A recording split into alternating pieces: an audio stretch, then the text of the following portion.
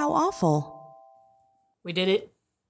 We fucking did it. Yeah, we really did it, yeah. We fucking did it. I think the actual lyrics are "You did it," right? Yeah. You really did it, yeah. You really did it. You fucking really did it. You guys like Jason Mraz, or are we too white for you? Yeah. I don't know. I literally did you see my brain just stop right there?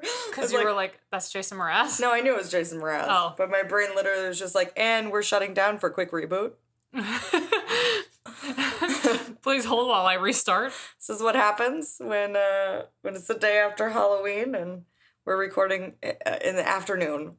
My brain's like, what are we doing? We don't have alcohol to get us through I it. have tea. There's some candy. Oh, yeah. I'll probably eat some. Maybe after we're done recording. Hello from the other side of Halloween. You are, when this podcast comes out, you are 34. Oh, goody. Thanks for telling You're everyone. welcome. I'm really glad everyone knows now. Welcome. You're going to be on the 34 Club.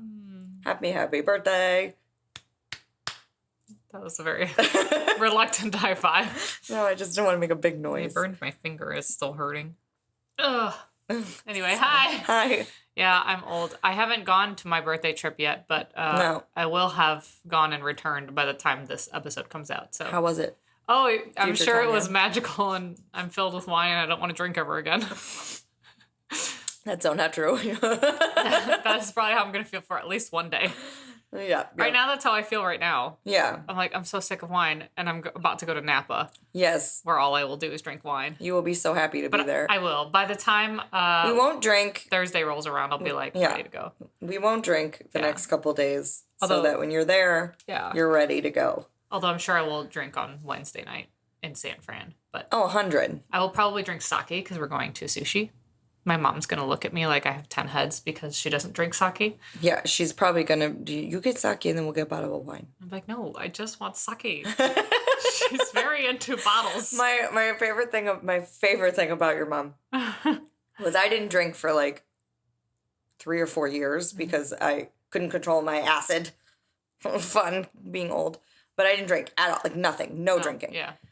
Don't know how I did it.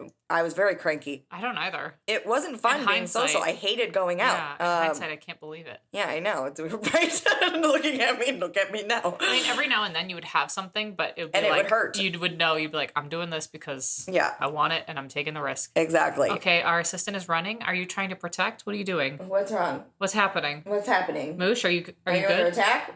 Moosh? Okay, it's okay. All right, we're gonna sit now. But yeah, and I would have to reiterate. I mean, this was years of not drinking, and every time I saw her mom, I would have to reiterate, I don't drink, Mona. Yes. And she'd go, oh, okay, so white wine. Dead serious. She was not making a joke. Oh my god. Oh my god. The assistants are causing a muck. Jesus. It's fine. It's nap time. I'm gonna leave that on the floor. It's fine. It's over there now. It's fine. Izzy, can you pick it up for me? No, you're just making more noise. Yeah, that's fine, guys.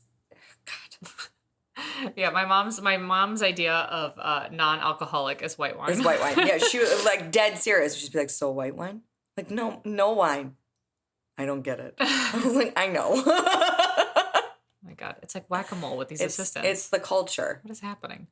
My mom also, at this point in her life, my mom would also not understand me being like, I don't drink. I mean, that's kind of where I'm at right now in my life too. Yeah. Where I'd offer what somebody. What do you mean you don't drink? Yeah. Yeah, like it's not a good personality trait to be these people. Just for the record. We had a dinner party over the weekend for Halloween, and with our vaccinated friends who we all made get COVID tested. We bought all this alcohol. We bought so much alcohol. Nobody drank. Nobody really drank. And so one of my friends took an edible before he came. I'm not going to say who because it's drugs related. But it's legal drugs related. It is, but you know, I don't want to. It's fine. Just in case. Yeah. And so he took an edible, and I was like, do you want something to drink? He's like, oh, no, I'm good. I'm just going to like vibe. I'm going to vibe with my edible. And I was like, okay. And then I know. Eventually we got him to drink wine. Yeah. I was like, no, you're drinking this. And then his lady was also there, and she also does not drink a lot. No, she drank one drink and a sip of a second. And then I kept checking on her. I was like, did you finish that drink yet? Do you need a new one? She was like, no. I think even Jamie only had like 2 drinks. And I like had 6. Several, yeah. I think I had 6 drinks. at our dinner party. I had two glasses of wine and a cocktail, and I felt like dog doo-doo yesterday. Yeah.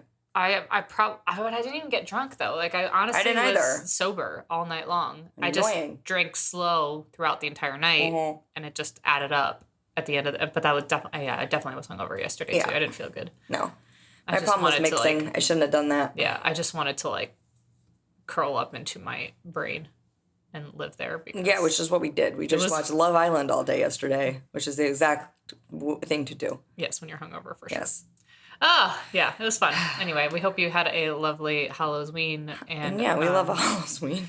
We hope that you enjoyed all of October, and now we are diving into the November episodes. So, Birthday Tanya episodes. Yes, Birthday Tanya episodes. All month long. Our November episodes, we're changing the pace. It's no longer how awful. We're just going to tell you jaunty tales. Just kidding. It's Scorpio season. I don't know what that means. I don't know anything about astrology. Apparently, so this is what I'm told. Okay. Tell me if you think this is accurate. Okay. Scorpios are not nice. This is accurate. This is what the zodiacs say about Scorpios. Okay. They're not nice, they're vengeful, they're grudge holders. I know some people who could be a Scorpio, but it's not you. They're also very sexual. And like praying mantis sexual, like very heated. Oh, okay. They're very feisty. Heard a description more in tune with you. Like seriously, like every time people are like, "Oh, what's your zodiac sign?" I say I'm a Scorpio. They're like, "Oh," and I'm like, slut. "No, I swear to God, I am not your typical Scorpio. I don't know where I come from. I just think you're a mean, vicious slut. That's all. I think I'm more of a Taurus energy. I don't know what that means either. I don't really know what that means either. I just kind of made that up just now. Yeah. So bear with me.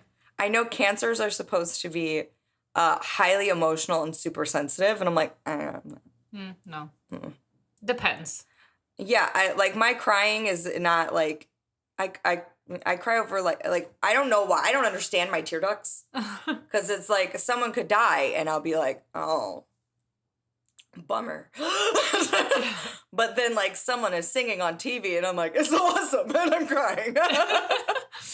Yep. Yeah, but no, I don't think I'm overly sensitive. No, I think it depends. I get mad at the right things, I think. Yeah. Yeah. I could be a rage monster when it comes to anxiety. That's different. Sure. Yeah, I don't know. It's a weird thing. We have a lot of Scorpio friends too, so. Yeah. At least I can think of 3 that I know. Yeah, no. Anthony, Josh Maya.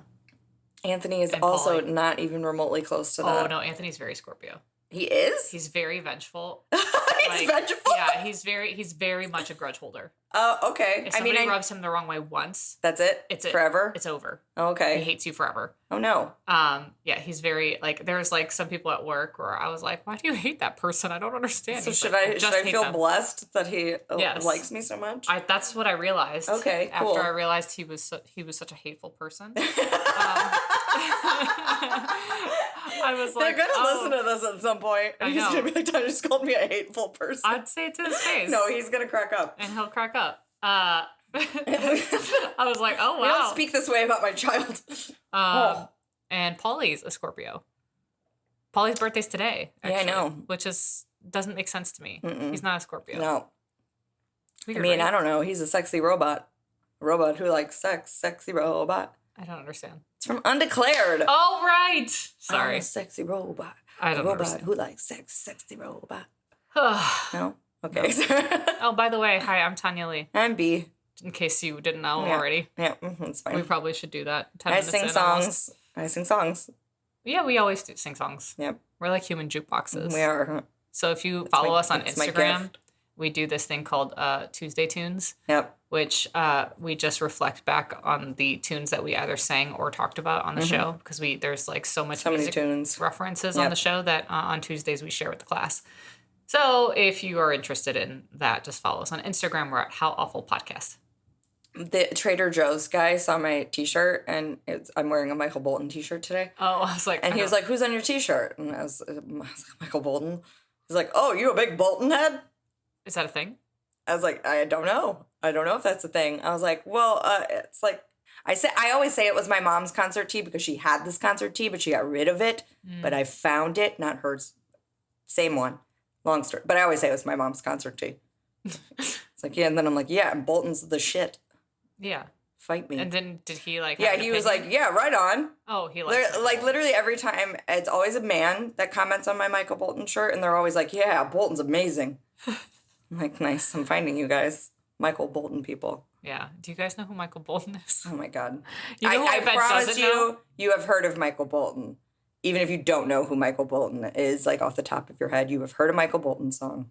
Do you know who probably doesn't know who Michael Bolton is? Anthony. Anthony and Ashley, for sure. Well, I'm sure he's seen Hercules. True. Go the Distance, Michael Bolton. There you go. Oh, wow. Well, anyway. He also did a Lonely Island. Is that what they're called? Andy Samberg's. Yeah, Lonely Island. Okay. He did Captain Jack Sparrow. Oh, that's right. Yeah. People know him from that. Literally, like every young generation person is like, oh, that's the guy from the Captain Jack Sparrow song. Yeah. I don't even know that song, to be honest. These are the tales of Captain Jack Sparrow. Something on the open sea. Yeah. Oh, wow. He's dressed as Captain Jack. It's a lot. Anyway. That's going on in my Tanya's head. standing here with her story, like, just let me know when you're ready. Just let me know when you're Michael Bolton. When I'm done talking about Michael Bolton. I'm never done talking about Michael Bolton. So I'm going to talk about a demon named Michael Bolton. He's a sex demon. Oh, okay. If you ask my mother. Hey, we got our flu shots today. Our flu shots today. Just We're getting FYI. our COVID boosters next Monday. Yep. We're going to be gross together. More Love Island. We'll finish it. Totally. Yeah. Probably will. All right. So I had pulled demons and exorcisms. Yes, you did. I'm kind of going with a combo. It's like a demon lore. Oh, okay. I kind of just wanted to go off of the exorcism route. That's fine. We kind of just did it. Yeah, 'cause I just feel like exorcisms can be similar and they can just feel a little redundant. Yeah, if we do for sure. We got to again. get creative with these. So I got a little creative. And I'm sure nobody's heard of this one. So off we go. All right. A shape-shifter demon known to take the form primarily of a bat, but sometimes it can take the form of human or other animals. A POPOZAO. A what? It's called a POPOZAO. POPOZAO. POPOZAO. That's almost as cute as the Pudwaji. It is. It's very cute. Although the things I'm going to describe are super not cute. Popo what? POPOZAO. POPOZAO. POPOZAO. So the POPOZAO exists at night and is sometimes referred to as the night demon. It's also referred to as the bat demon. Okay. So I don't know if you've heard of super a bat creative. demon. But, no. It masquerades as a regular person during the day.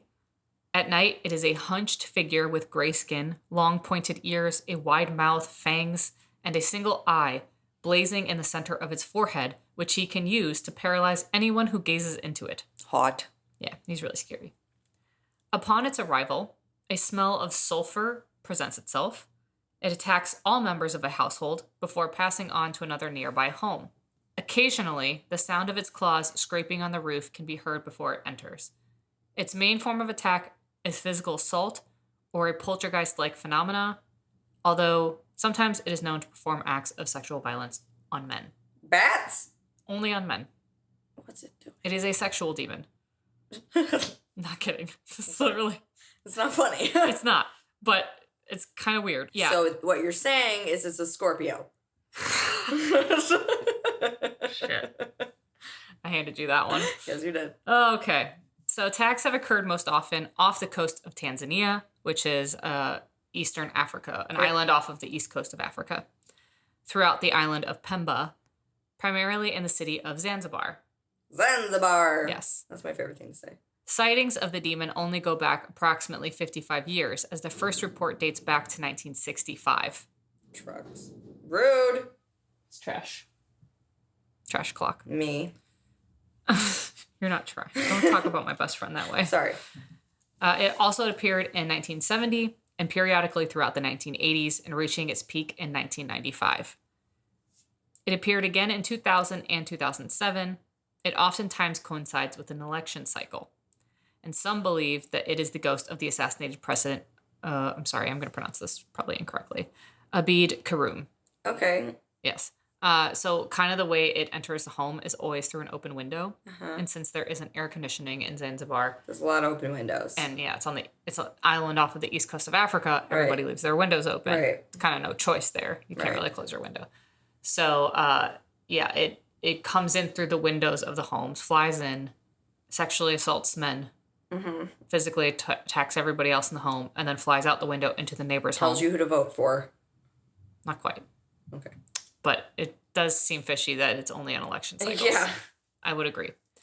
If his existence is denied, the POPOZAO becomes enraged.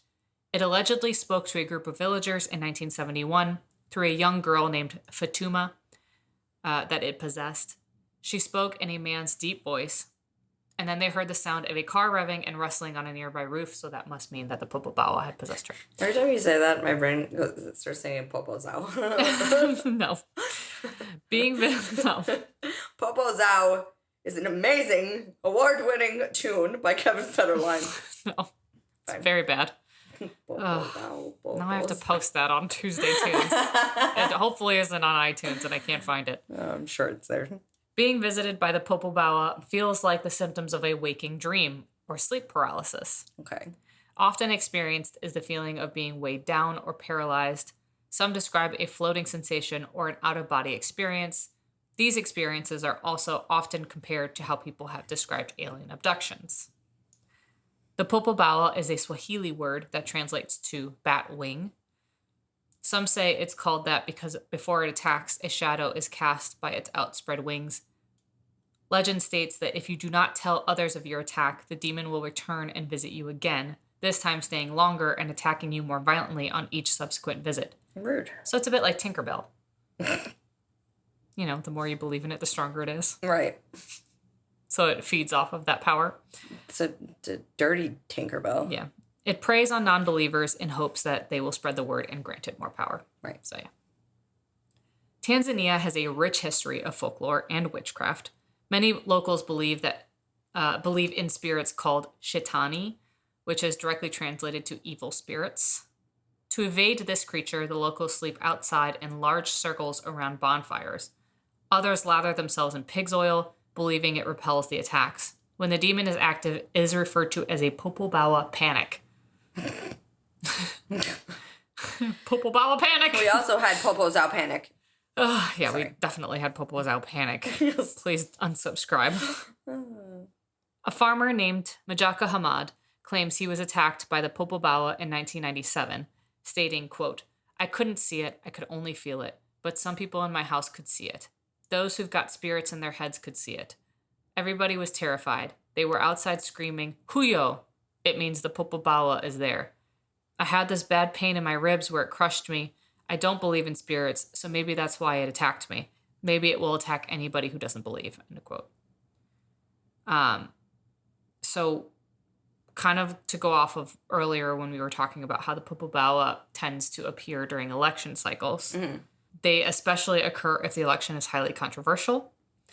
People believe that the POPOZAO may be an expression of generalized anxiety coming from the voters, or that he may be a tool used by politicians to destabilize their opponents. So there was a lot of sodomizing bats during Trump, is what you're saying? Yeah, literally. Okay.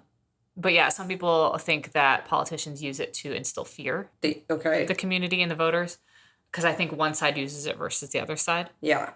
I mean, African culture is they believe in like witchcraft and voodoo and superstitions. So that makes and Tanzania has like a rich history of that. So it makes sense that this has become such a phenomenon, and like the POPOZAO panic is very, very much alive.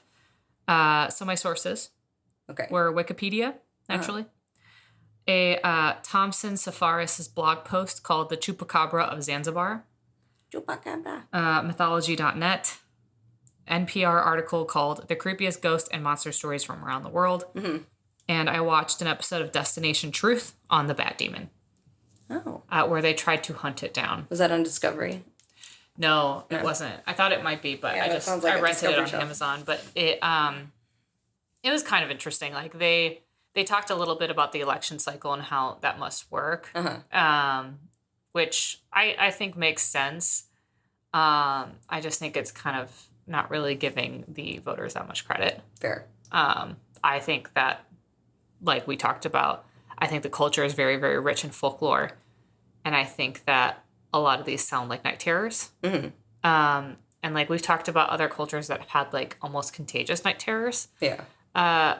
Which I think is just built on the anxiety. Yeah.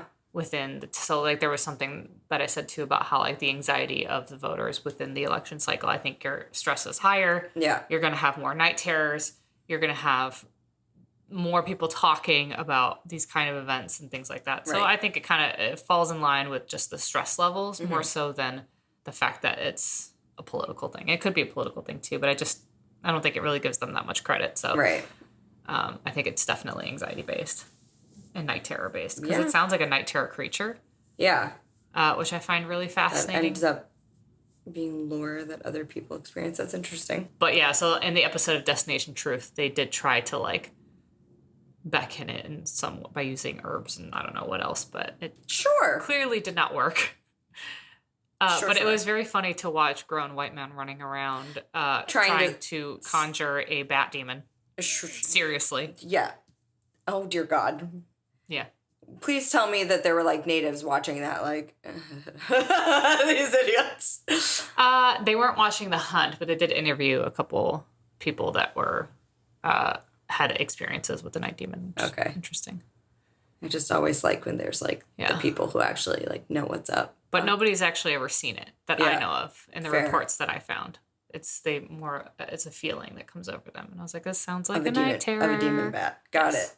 This bleeds night terror. Yeah, I mean, oh God, night terrors are legit. Well, and the thing about night terrors, and the reason why we keep bringing them up on this show is because they create such a sense of reality that they feel very real. The person experiencing the night terror believes it to be real. For sure. Because of how intense it is. Which is another reason just to go back to my favorite topic of shared experiences, which is why, like, when I hear about shared experiences, it debunks the whole, like, night terror theory. Right. So I love hearing about shared experiences because in my head, I'm like, oh, it must be a night terror. Oh, it must be a night terror. But it's not. Mm-hmm. It's an actual experience. It's very cool. Yeah. Yeah, it's an interesting take. But yeah, that's the story of the POPOZAO, the bat demon. POPOZAO. POPOZAO. It's a cute name for a not cute thing. For a really super not cute thing. It's a weird flex. Yeah. Oh, boy. Okie dokie. Good job. You had true crime. I did. Yes. Yes. I'm excited to hear what you picked. It's disturbing. Do I know about it? I don't know. Okay. That's fun. Yeah. Hold on. Let me get cozy. Yeah. Cozy coos. Cuddle in. All right. Here we go, guys. Where's an assistant to cuddle with? That's so an HR issue. That's not it. It's, well, if it's consensual. She's in her office. Oh, okay. She's in her office giving herself a bath. Yes, she is. Yeah. She was cleaning her toe beans. It's very important. It's very important to do that on the clock. Yeah. Anyway, Mary Flora Bell, was born in May of 1957 to her 17-year-old mentally unwell sex worker mother. Oh. Betty Bell would subsequently wed the baby's father. Mary's father was frequently out of work and occasionally in trouble with the law. Betty, for her part, frequently left her daughter with relatives or acquaintances, once giving the child to a woman she met on the street outside an abortion clinic. Oh. Yeah.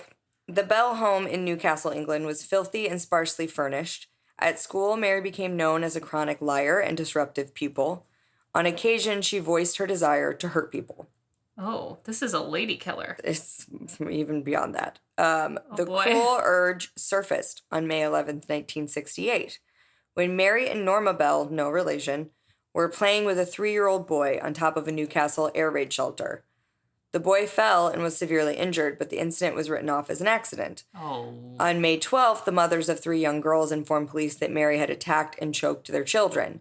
She was interviewed and lectured by authorities, but no juvenile charges were filed. She was still a kid at this point. She's 11. Oh, good God. Yeah. So Martin Brown was last seen at approximately 3:15 p.m. on May 25th and was discovered at 3:30 lying on the floor of a boarded house. 3 boys were foraging for some scrap wood and instead found the child on his back next to a window with blood and saliva trickling down the side of his cheek and chin. Panicked, they called out to the construction workers outside who remembered giving little Martin some biscuits earlier that day. They raced up the stairs and tried to revive him, but Martin was already dead. One of the boys noticed Mary Bell and Norma coming toward the house and stopped directly below the window. "Shall we go up?" said Mary. They squeezed through boards to get inside. Mary had brought Norma to show her that she had killed Martin, but they were told to go away. The girls then went to find Martin's aunt to tell her that there had been an accident, that they thought it was Martin, and that there was, quote, blood all over. Oh, God.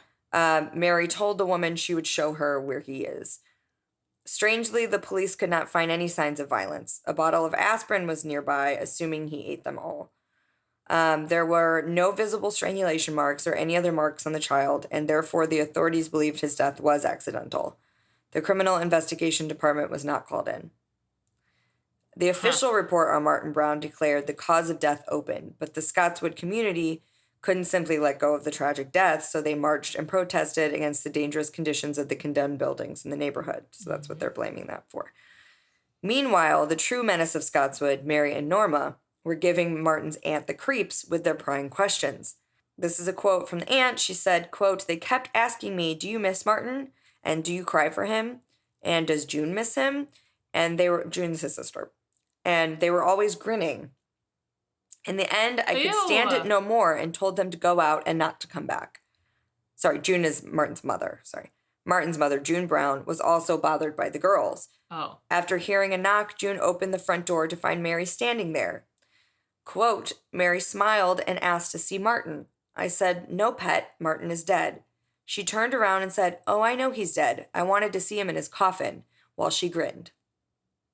I was just speechless that such a young child should want to see a dead baby, and I slammed the door on her." What a little creep. Right? She's like a little ghost. She's crazy. Mary's ominous behavior was by no means exclusive to Martin's grieving family. On Sunday, the day following Martin's death, Mary celebrated her 11th birthday by trying to throttle Norma Bell's younger sister. Fortunately, Norma's father saw Mary's stranglehold on the girl. He said, quote, "I chopped Mary's hands away and gave her a clip on the shoulder." I love English peoples. That sounds like he cut her hands off. He just swatted her hands away. Yeah. But the day wasn't over yet. The next morning, the staff of the day nursery at Woodlands Crescent would make a chilling discovery. Police discovered notes that read, fuck off, but it's spelled F-U-C-H. "We murder, watch out." Apologies, I'm going to use a slur. I'm just reiterating. Fanny and faggot. That's how it was signed. Oh. And "We did murder Martin Brown. Fuck off, you bastard. And look out, there are murders about. And also, I murder so that I may come back." Come back? Yeah. From where? We don't know. Police took the notes back to the station and filed them away as a sick joke. Mary would later admit they wrote the notes for a giggle. LOLs. Lols. Yep. The same morning, Mary Bell drew a picture in her notebook of a child in the same pose as that in which Martin Brown had been found, with a bottle near him with the word tablet. There was a man walking toward the child in the image. And in Britain, they call pills tablets. So just for reference. On May 31st, a newly installed burglar alarm at the vandalized nursery school brought patrolmen rushing back to the scene, where they found Mary and Norma Bell loitering beside the building. Both girls fervently denied involvement in the previous break-in, and they were released to the custody of their parents. They're menaces. A week later, Mary attacked Norma near the nursery sandpit. A boy saw Mary scratch her friend and kick her in the eye, but only laughed when he heard Mary scream, "I am a murderer." Oh my gosh. She pointed in the direction of the house where Martin Brown was found. She said, quote, "That house over there, that's where I killed." Since Mary was well known as a show-off, he didn't take her ominous bragging seriously. Sure. Toward the end of July, Mary visited the Howe household and declared, quote, "I know something about Norma that will get her put away straight away." She told them her secret. She said Norma put her hands on a boy's throat. It was Martin Brown. She pressed, and he just dropped. To make her point, she grabbed her own throat in a choking gesture, then left. It would be a few days later that Mary would strangle the Howe's own child. Oh my God. Yeah, so she basically showed up at their door and showed them how she was going to kill their kid. Nora and she's still a child at this point. She's 11. Yeah, she's still 11. Yeah. Norma and Mary would happen upon Pat Howe, sister of 3-year-old Brian Howe. Mary asked, "Are you looking for your Brian?" Pat was worried about the missing toddler who should have been home by now, a small 3-year-old boy with fair hair. Brian Howe usually played close to home. Mary and her best friend Norma eagerly offered to help search for him. They led Pat through the neighborhood, looking here and there, all the while knowing exactly where Brian was. They crossed the railroad tracks to the industrial area where the kids of Scottswood often played among construction materials, old cars, and dangerous wreckage. Pat was worried. Only a few days ago, little Martin Brown was found dead inside of a condemned house. Mary pointed to some large concrete blocks. She said he might be playing behind the blocks or between them. Oh, no, he never goes there, insisted Norma. In fact, Brian lay dead between the blocks. So Mary was leading Pat to it, and Norma was like, no. Right. Don't want her to find him. Mary wanted Pat to discover her dead brother. Norma later said, quote, because she wanted Pat Howe to have a shock. Like, she wanted to see her face. Watch. Yeah. Yeah. Oh, my God. So sick. But Pat decided to leave, so the Newcastle police would find his body at 11:10 later that night. Brian was found covered with grass and purple weeds. He had been strangled. Nearby, a pair of broken scissors lay in the grass. There were puncture marks on his thighs, and his genitals had been partially skinned. Oh, my God. Clumps of his hair were cut away as well. Yeah. Why? I don't know. Jesus Christ. The wounds were bizarre. Quote, there was a terrible playfulness about it, a terrible gentleness, if you like, and somehow the playfulness of it made it more, rather than less, terrifying, said Inspector James Dobson. Brian's belly had been signed M with a razor blade. This cut would not be apparent until days later. It appeared that someone had imprinted an N, and then a fourth mark was added by a different hand to change the N into an M.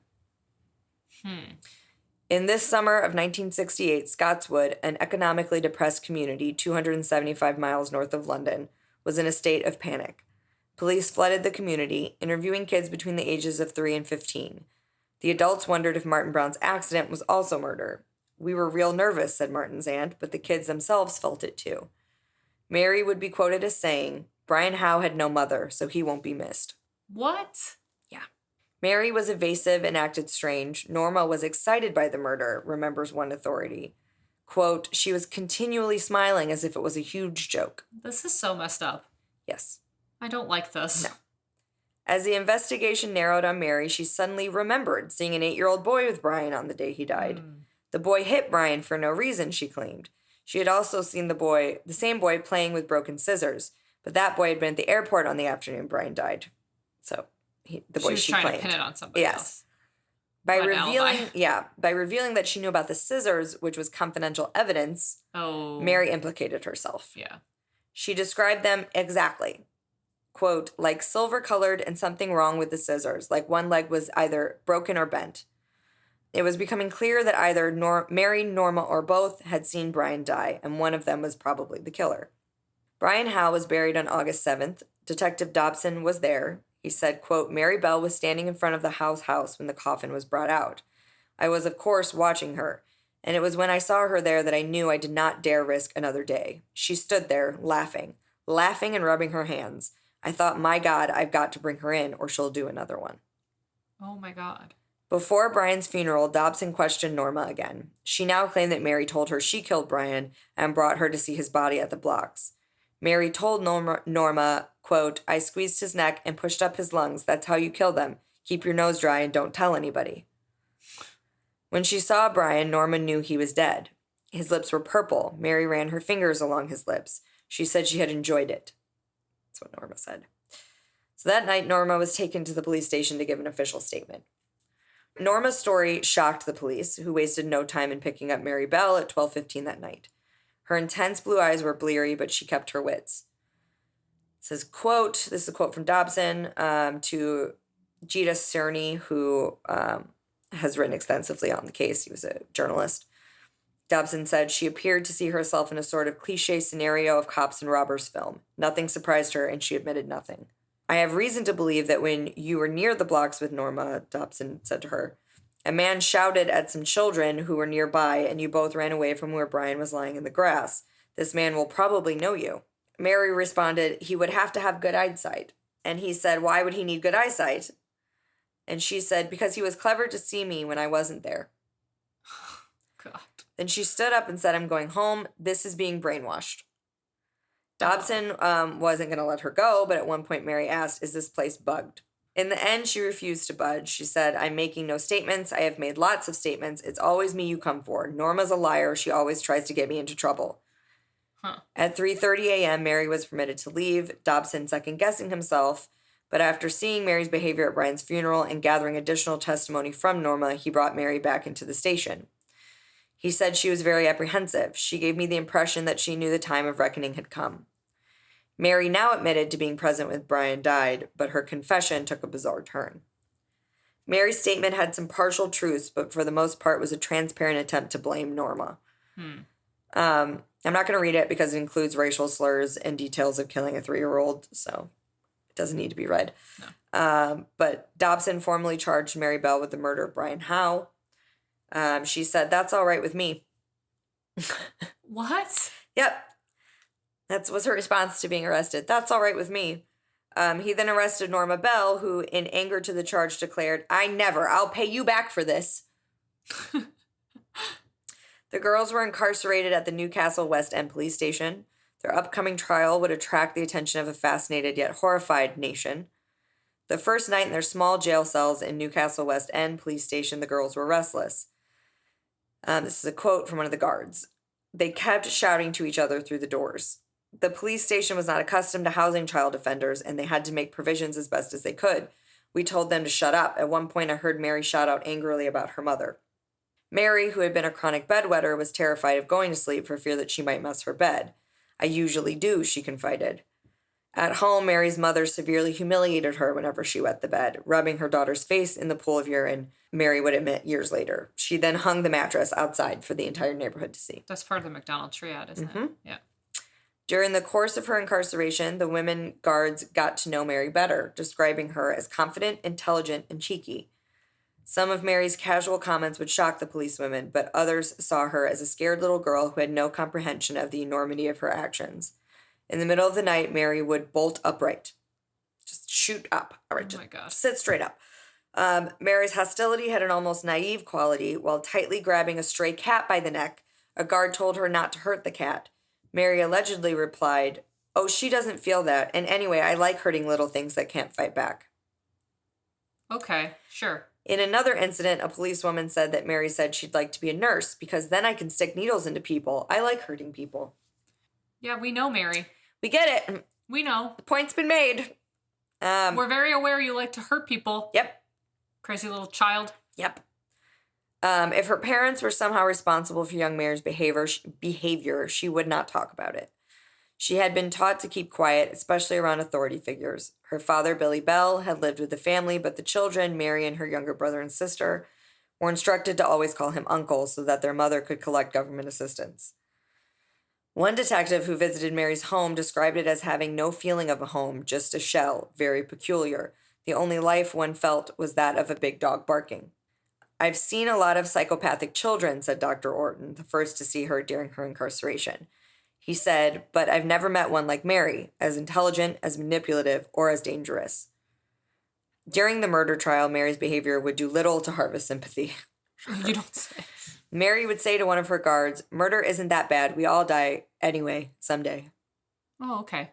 Okay. Yep. Everything she says is just like, okay, what? Mary. Yeah, okay. Okay, Mary. You freak. Mary Bell and Norma Bell were brought to trial for the murder of Martin Brown and Brian Howe at the Newcastle Assizes Moot Hall? Sure. On December 5th, 1968. Happy birthday, Dad. The trial would last 9 days. Despite attempts to make the court proceedings less threatening to the children, both Norma and Mary were bewildered.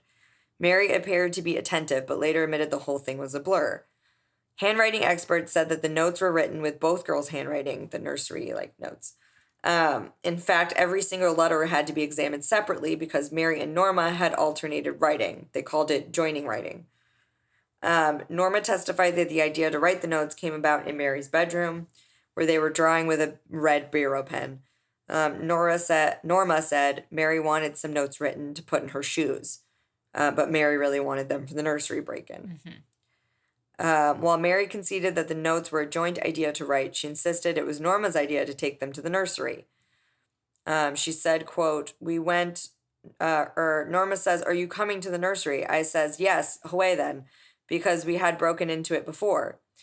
We were being destructful, but it was all in fun. We thought it would be a great big joke. Mary was supposed to be faggot, Norma was Fanny. Yeah. How did Mary know that Martin had been asphyxiated? Asked Lyons. This was not public knowledge, yet she demonstrated to the house how Martin was strangled. Forensic evidence also implicated Mary. There were gray fibers from one of her wool dresses that was discovered on the bodies of both victims. Fibers from Norma's maroon skirt were found on Brian's shoes. Although there were doubts about Norma's guilt, Mary was considered guilty by most. According to Gita Cierney, who was at the trial, the issue at stake was whether Mary was a sick little girl or a monster, like a bad seed. Mary's family's presence at the trial certainly didn't help her case. Her mother disrupted the proceeding with all of her wailing and sobbing, her long blonde wig slipping off her head. Oh, my God. Like a poorly played character in a lurid soap opera, she stormed out during the trial only to dramatically reappear moments later. And her father sat quietly ignoring his wife's spectacles. So, Oof. Yeah. Mary, who Cierney described as very pretty and intelligent with dark hair and sharp blue eyes, which in anger looked emotionally blank.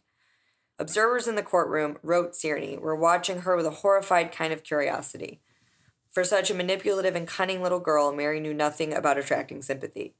At one point, Mary told a police officer how a woman up in the gallery smiles at me, but I don't smile back. It isn't a smiling matter. The jury wouldn't like it if I smiled, would they? No. No, Mary, they wouldn't. She's a I mean, she's literally she's a psychopath. Yeah, a psychopath. Yeah. I mean, sociopath. Like, just has no idea about human emotion or how none cares about anything else. Mm-mm. It's crazy. Yeah. So despite their accusations against each other, the girls had an unfathomable connection. During the trial, according to Cierney, their heads turned toward each other, their eyes locked, their faces suddenly bare of expression and curiously alike. They always seemed by some sort of silent and exclusive communion to reaffirm and strengthen their bond. Oof. Yeah. Yet they had their moments of betrayal. They shook their heads incredulously or furiously at what one or the other said. They turned abruptly, glaring at each other when hearing themselves quoted as having accused the other of something outrageous. And they commented audibly, in Norma's case with tears and desperate cries of no, no. In Mary's case with loud and furious remarks about and against each other's evidence. Eventually, the judge prohibited contact between the two girls during the trial. So it's literally like two little girls fighting. Like, no, I didn't do that. You did that. After the children's testimony, the defense called the psychiatrist who had examined Mary. Dr. Robert Orton testified that, I think that this girl must be regarded as suffering from psychopathic personality, demonstrated by a lack of feeling quality to other humans and a liability to act on impulse and without forethought. The jury, which consisted of 5 women and 7 men, took under 4 hours to return a verdict. Norma was thrilled when she was found not guilty of manslaughter on both counts. Mary Bell was found guilty of manslaughter because of diminished responsibility in both Martin's and Brian's death. So that was them saying, like, by way of insanity. Which honestly kind of makes sense. Yeah. Yeah. If you're that young. Exactly. And you have no qualms of, like. No idea what you're doing. Yeah. Yeah. Even though she seemed to. I mean, it's not to say that I don't think they knew what they were doing. I think they knew what they were doing. I just think that. No normal child would. Yeah, think if there to was do that. like no remorse. No, none. Which tells me that there is something else going on. Right. Justice Cusack pronounced a sentence of detention for life while Mary cried, uncomforted by her family. Her detention would be for an indeterminate amount of time. Norma Bell was later given 3 years probation for breaking and entering the Woodlands Crescent Nursery and placed under psychiatric supervision. Okay. Because Britain was not used to incarcerating little girls who murdered, the question of where Mary should be placed sent everyone scrambling. They had no facility for her. Right. They also had no like game plan for something like this. Right. Prison was out of the question for an 11-year-old. Right. Mental hospitals weren't equipped to take her. She was too dangerous for institutions that house troubled children. So eventually, the precocious murderess ended up in an all-boys facility. Oh my God. Which would obviously be a problem once puberty hit. Yeah. Oh no. Yeah. Mary proved herself a problem inmate. Shocker. In 1970, she fabricated charges of indecent assault against one of her warders, but the man was acquitted in court. Probably wasn't a lie, but No. They say it was. In September 1977, she escaped from Moore Court Open Prison with another inmate, but the runaways were captured 3 days later. Oh, God. In the meantime, they had met 2 boys with whom they spent the night, a circumstance that placed the egocentric Mary back in tabloid headlines, offering a blow-by-blow account of how she gave up her virginity. What? Yeah. Oh I don't know.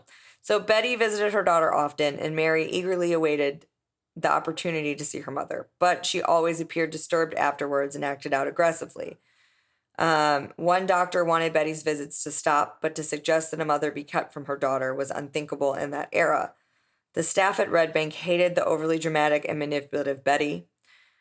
She played at being a mother, they said. Mm. Betty Bell profited from her daughter's notoriety, selling her story to the tabloids, and encouraged her daughter to write letters and poems that could be easily peddled to the press. Betty wanted her daughter to see how much she suffered as the mother of a famous juvenile murderer. Said Mary, quote, "Jesus was only nailed to the cross. I'm being hammered."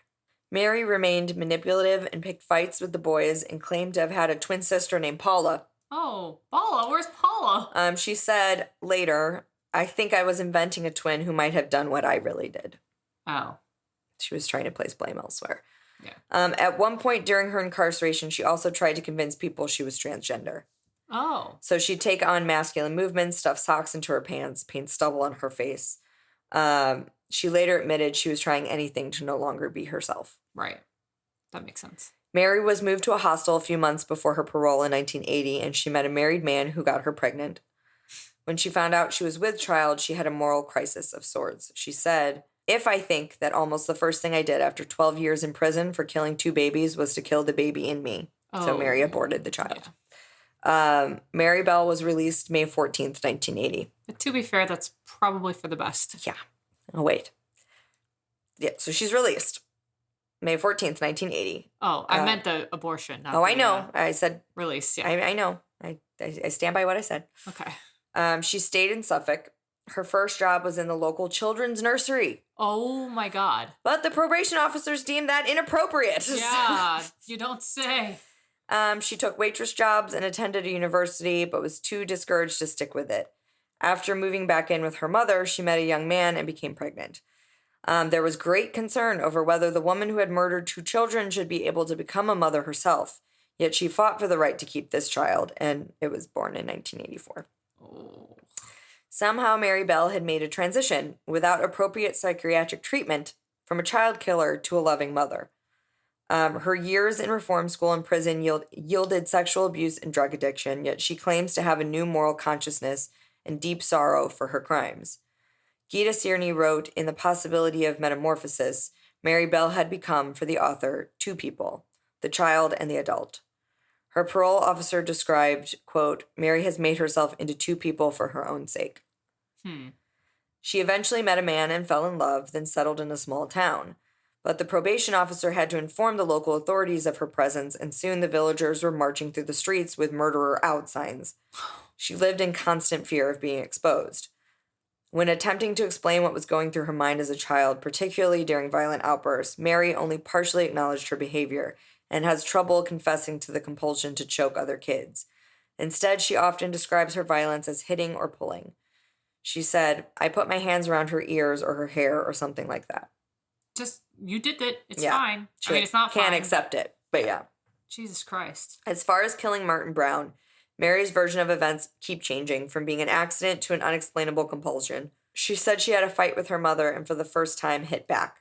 When she pressed on Martin's neck, she recounts a vague blankness. She said, quote, "I'm not angry. It isn't a feeling. It is a void that comes. It's an abyss. It's beyond rage, beyond pain. It's a draining of feeling. I didn't intend to hurt Martin. Why should I have? He was just a wee boy who belonged to a family around the corner." Yet Mary still implicates Norma in having some responsibility in Brian Howe's death. She said, "The weaker makes the other stronger by being weak." She's referring to herself as the stronger one. Gotcha. Mary has fought for the identity of her and her daughter to be protected by the courts for the rest of their lives, and she's won.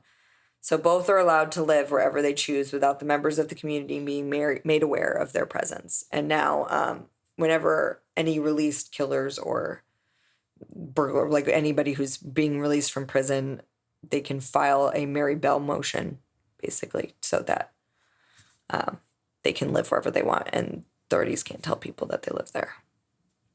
I mean, when you serve your time, I guess. Right. So my sources were Murder Bell, Murderpedia, Mary Bell, Murder Bell, same thing. Mary Bell, Murderpedia, which is a plethora of stuff, and Medium.com article, The Horrific Story of an 11-year-old Serial Killer, Mary Bell. That's insane. Yeah.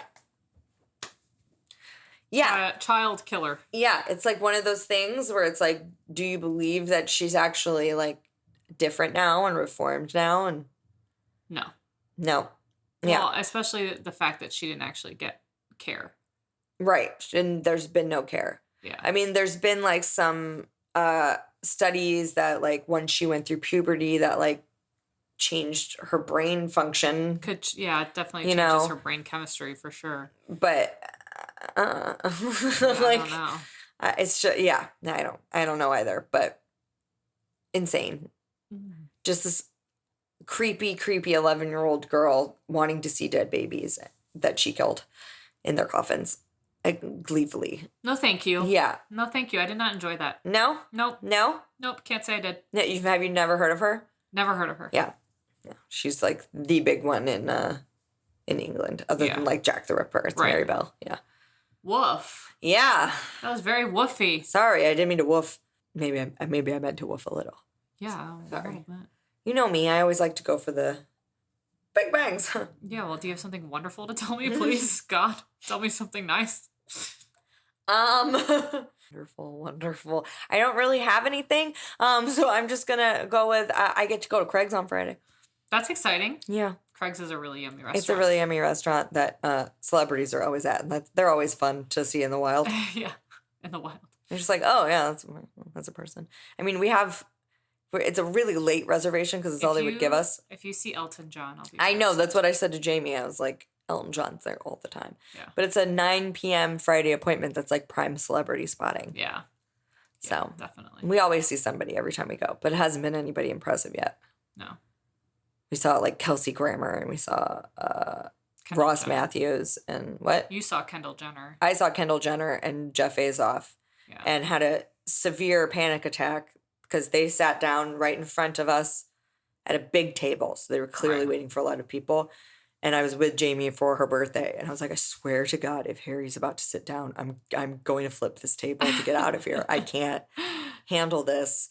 And when that was back when he was hanging out with Kendall Jenner. Yeah, he was still hanging out with Kendall, and Jeff is his, but like, it would have made perfect sense for Harry to sit at that table. And we were in one of those like half tables that was facing their table, so it was literally like they were on display. So but it ended up being her other ex-boyfriend, Blake Griffin, who she wasn't with anymore. But it was him and like a bunch of basketball players. She was the only girl. She was doing a lot of things for like to get their attention. They were all ignoring her. It was really weird. So weird. Yeah. It was a little sad. It was a little sad to watch. Have a chicken parm for me. Like she was like the token hot chick that nobody actually cared was there. I will have the chicken parm for you. I will. Thanks. I plan to gobble it. Gobble it up. Yes. Nice. Thank you. So that's my wonderful. What's your wonderful? My wonderful is a video game. We're knocking it out of the park with our wonderfuls this week, guys. I have been playing Uncharted. And it's like a legit wonderful. Yeah. It's wonderful. It is so fun to play. It is endearing. It's funny. It's clever. It's beautiful.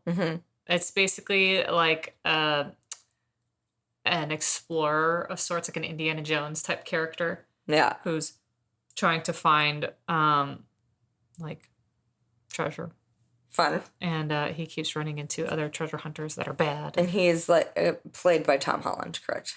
Yeah, in the movie he's going to be played by Tom Holland. Right. But it's really cute and it's fun, and cute and fun. Been having a blast playing it. It's very enjoyable. It's not depressing like The Last of Us was. It's the same creator as The Last of Us. So the people that did Uncharted also did Last of Us, which is probably one of the greatest games apparently ever made. That was like the first video game I ever played, and I didn't realize I was playing the greatest game ever made first. So greatest game ever made. That's why I'm kind of high marks. Yeah, I'm holding off on Last of Us 2 because that supposedly is actually the greatest one ever made. Oh, is Last of Us 2. This is actually like how people have defined these? Yes. Oh, okay.